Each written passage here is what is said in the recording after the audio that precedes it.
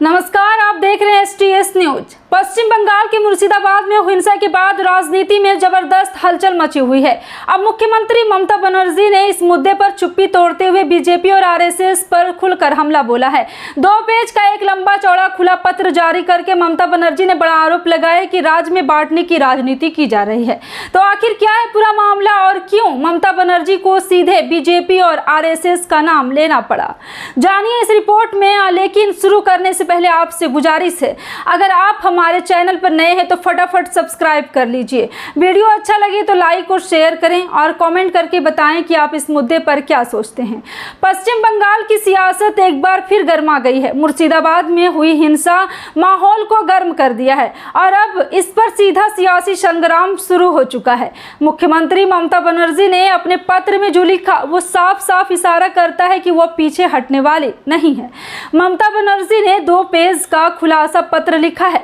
उसमें साफ तौर पर बीजेपी और RSS को निशाने पर लिया गया है। उन्होंने कहा है कि बंगाल में दुर्भावपूर्ण और झूठा अभियान चलाया जा रहा है और इसके पीछे सीधे सीधे बीजेपी और RSS का हाथ है।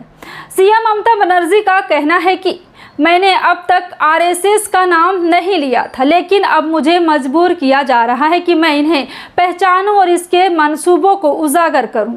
पत्र में ममता बनर्जी ने लोगों से अपील की है कि शांति बनाए रखें, चाहे वो बहुसंख्य हो या अल्पसंख्यक, हर किसी को एक दूसरे का ख्याल रखना चाहिए।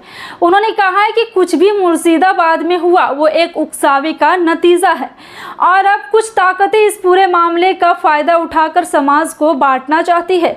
उन्होंने यह भी कहा है कि बीजेपी और उनके सहयोगी अचानक बहुत एक्टिव हो गई है। ये लोग बंगाल में आक्रामक फैसला ले रहे हैं और यहाँ पर एक बात गौर करने लायक है, ममता बनर्जी अब बीजेपी और RSS दोनों को एक ही फ्रेम में देख रही है।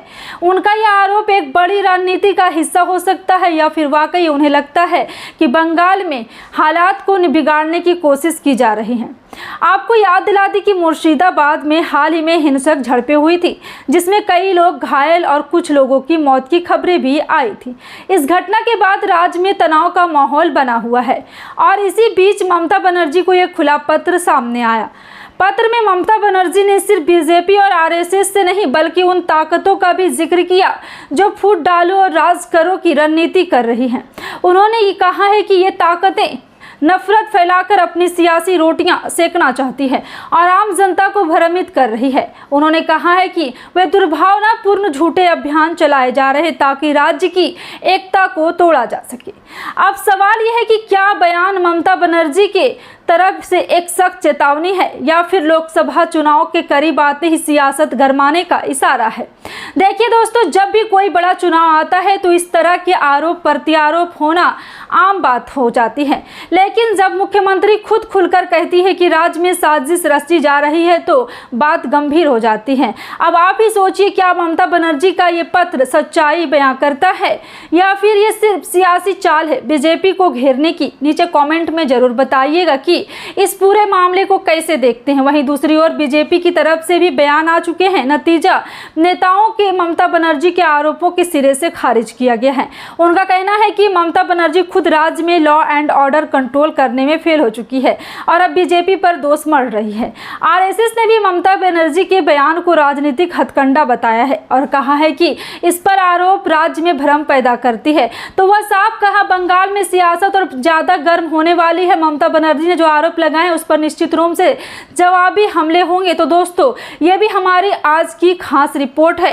अगर आपको ये वीडियो अच्छा लगा हो तो लाइक करना ना भूलिएगा, चैनल को सब्सक्राइब कीजिए, दोस्तों साथ शेयर कीजिए और कमेंट करके बताइए कि आप किसके साथ हैं, ममता बनर्जी या बीजेपी के साथ।